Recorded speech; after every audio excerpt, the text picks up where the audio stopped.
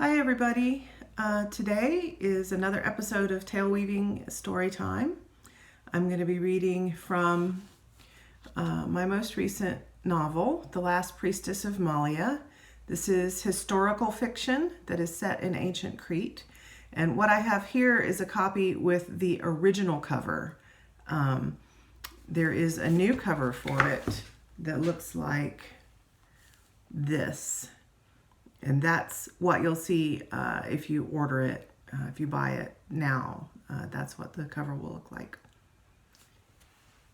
But I'm reading from one of my older copies. So this is set in ancient Crete among the Minoans. The main character is a priestess in the Temple of Malia, which was a Minoan city on the north coast of Crete, not too far distant from Knossos, which you've probably heard of. And I'm going to be reading a section from chapter 3 today.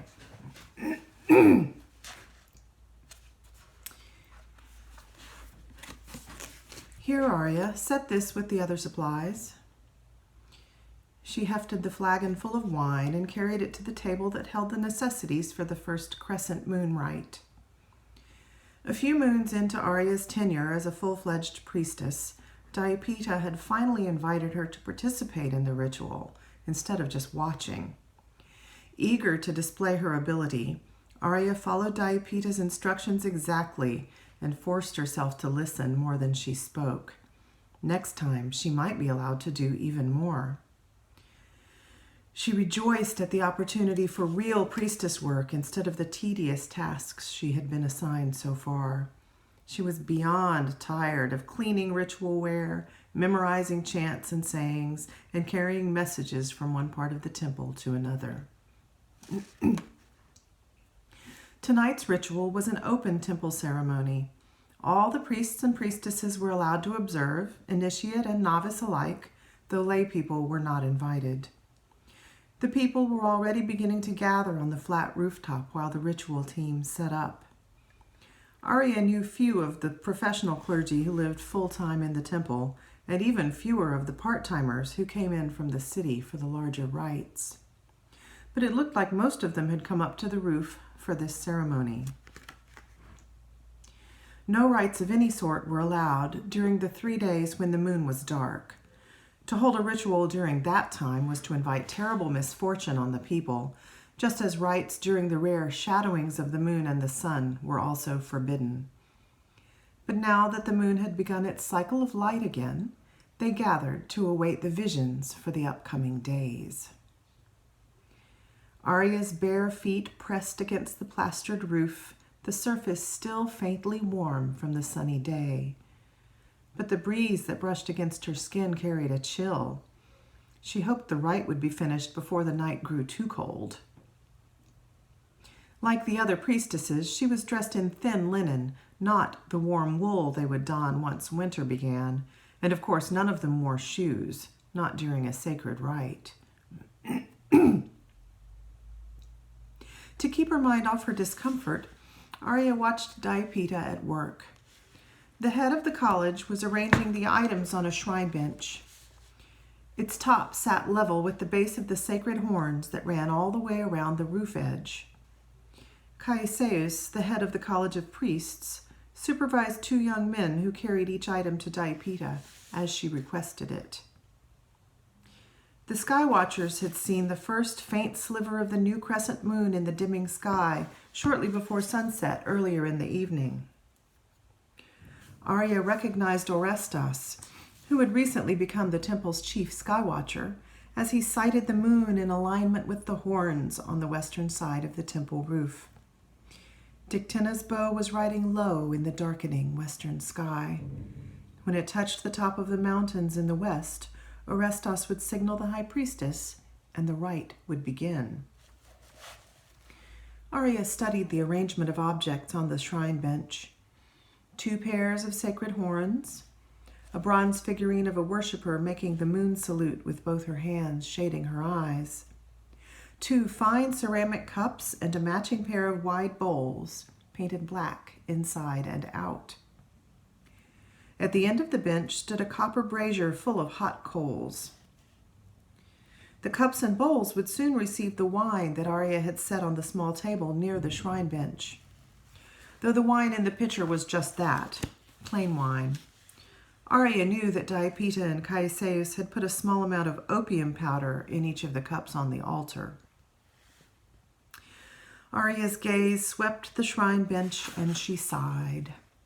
She would not be adding the incense to the coals or pouring the wine tonight, and she would certainly not be performing the scrying.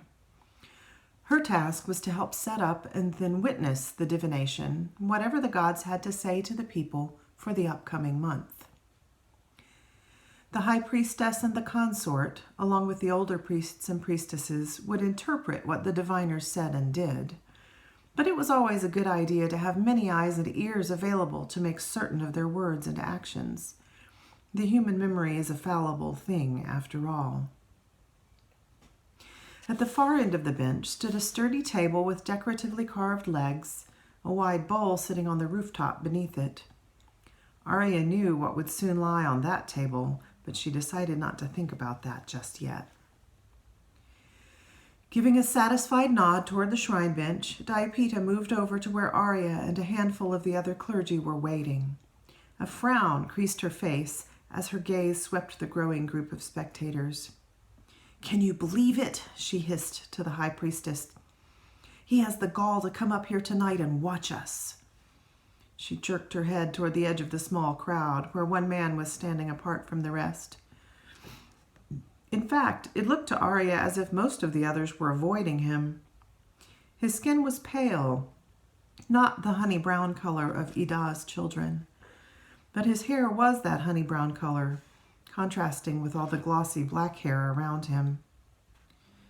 "He is an initiated priest, Deiopita. He has every right to take part." "But he's a mainlander, one of them. They're all pale and tall and strange. Chryseis should never have accepted him." The high priestess drew in a slow breath and let it out again. "They live here just as we do. Some of their families have been here for generations, and some of them practice their trades in our temple workshops. The one you complain about was born on this island, so in a sense he is not a mainlander at all, but one of Idah's children." Arya could just make out in the dimming light the high priestess narrowing her eyes at Deiopita. "Your college includes the daughter of a trader from the two lands, yet you make no complaint about her." Deiopita sniffed. "She is different. She understands our values, and she looks like us." The high priestess smoothed her skirt. "Most of the mainlanders understand our values, even if they do not look like us. It is the newer ones who have come down from the mountains to the north who are the real problem. They are greedy and warlike and have no respect for women or goddesses. Thankfully, most of them keep to Knossos." "And what happens when they wish to expand their reach?" "Let us not make problems where none exist." Orestes stepped up to the high priestess and tilted his head toward the western horizon. "Shall we begin?" she said. She nodded to the two young priests who lit the oil lamps in the ritual area. As the flames burst to life, the spectators fell silent. The clergy all took their places, with Arya and the other witnesses standing near one end of the shrine bench, where they would be able to hear the diviners clearly and see them reasonably well in the lamplight. The chief song priestess lifted the triton shell to her lips and blew 3 short blasts, signaling the beginning of the rite. One of the young priests spooned incense powder onto the hot coals in the brazier. The smoke rose, pale in the darkness, and Arya tasted myrrh and labdanum on her tongue. The priests fanned the smoke until it lay like a pall over the shrine bench. Then they moved away toward the stairwell. Her arms upraised in the ancient goddess pose, the high priestess intoned the first crescent moon chant. The huntress draws her bow as the moon begins. The silver crescent rides low as the moon begins. The people pay what they owe. As the moon begins, all will be well here below. As the moon begins. A slow drumbeat began, accompanied by the hissing of sistrums, as the two young priests who had assisted in the setup appeared out of the stairwell carrying a goat. Its head lolled to one side, but it was not dead, only drugged, its most recent meal a tasty porridge laced with opium.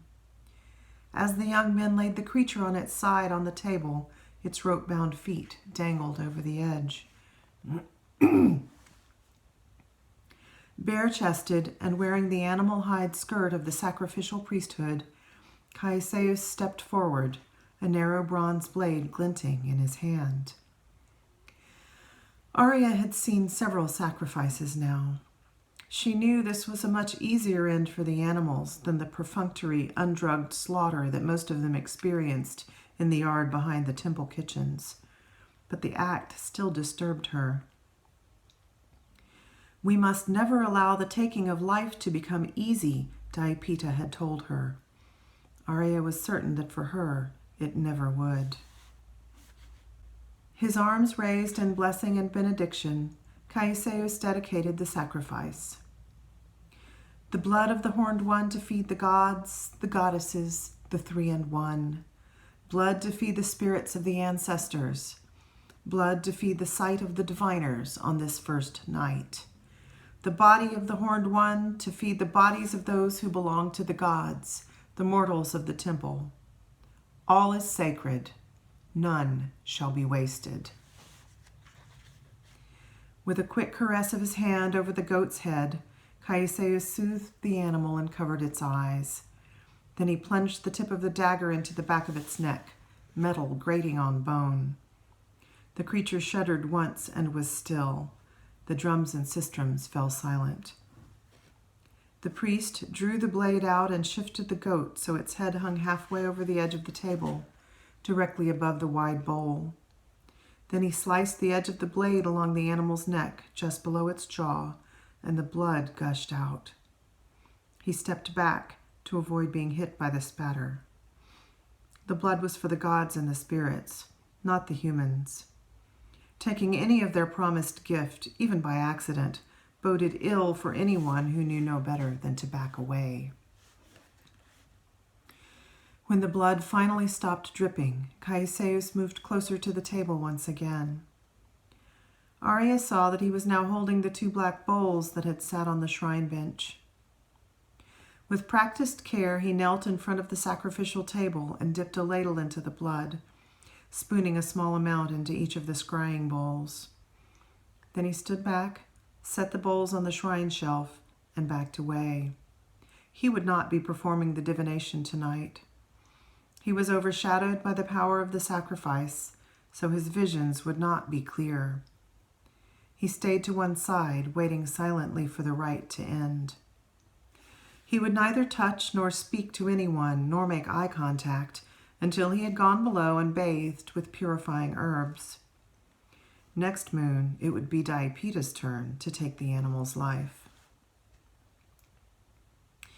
The high priestess gestured to Rhea, who approached the altar carrying the flagon of wine Arya had set among the supplies. First, Rhea raised the pitcher to the sky. Then she tipped a small amount over the edge of the rooftop into the gardens below, a libation to the spirits of the land, to the great mother whose body the island was. Next, she slowly poured wine into each of the black bowls, taking care not to splash as the wine mixed with the blood. She also filled both of the cups, then picked each one up and swirled it gently, dissolving the opium powder that was already in each cup with the wine she had just added. With luck, Arya would be promoted to this duty soon, added into the rotation with the other young priestesses. As it was, she watched while Daiepita and a priest approached the shrine bench. They would perform the divination for the rite. In preparation, they had both fasted from food and physical pleasure for 3 days. That way, their spirits would be less firmly attached to their bodies, and they could reach out into the unseen realms for knowledge and aid. The diviners each lifted a cup and drank the wine from it. Then they turned to face each other, and Arya saw the priest clearly for the first time. He was beautiful. Curly black locks spilled down over broad shoulders and a bare chest, his skin beautifully brown. A simple linen kilt hugged his hips. Her eyes traveled down shapely thighs and calves to bare feet that pressed against the rooftop. He was perhaps 10 years her senior. Arya stole a guilty glance at Rhea, but her girlfriend appeared to be equally entranced by tonight's male diviner and hadn't noticed Arya's staring at all. Now the high priestess moved over to the diviners and raised her arms up, holding her hands palms downward over their heads. The onlookers, as well as the witnesses, raised fists to foreheads in the salute, the acknowledgement of the power of the divine. Once again, the high priestess's voice rang out in the night air. We call to the three, the great mothers whose realms make up the world. Calliste, fire of heaven, first and last. Poseidaya, grand mother ocean, womb water of the world.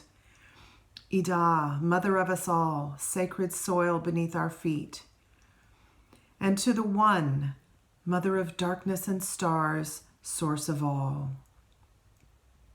Please grant to these your children, their eyes may be opened, their thoughts may be pure, their words may be clear, so we may serve you all our days in the blessings of your love.